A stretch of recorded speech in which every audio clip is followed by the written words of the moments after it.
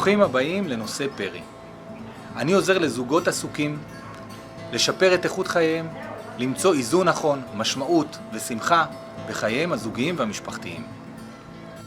במהלך הייעוץ אני נותן מקום בטוח להבעה עצמית, כלים לתקשורת נכונה והדרכה לתחזוקה בעת משברים. את העולם המרתק של התרפיה בדיבור והייעוץ הכרתי דרך התנדבותי בער"ן, עזרה ראשונה נפשית בטלפון. התנדבתי במשך מספר שנים כעונה טלפוני, ואף חנכתי מתנדבים חדשים למענה על הקו. במהלך השיחות נתתי מעצמי לפונים, ובהרבה מקרים אפשרתי להם להבין על עצמם ועל נושא פנייתם מזוויות שלא חשבו עליהם לפני השיחה.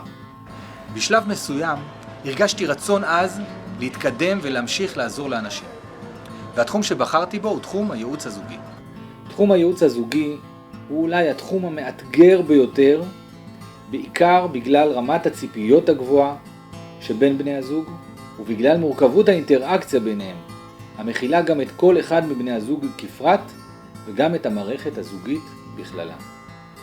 אנשים אמרו לי במהלך פגישות או לאחר סיום טיפול, אתה ההשקעה הטובה ביותר שלנו. תודה שעזרת לנו לתקשר שוב. אני מאוד שמח שהצלחתי לעזור. יחד עם זאת אני תמיד אומר כי עשינו זאת ביחד, ואת פירות התהליך יוכלו לחוות בעזרת השם גם בהמשך. להתראות.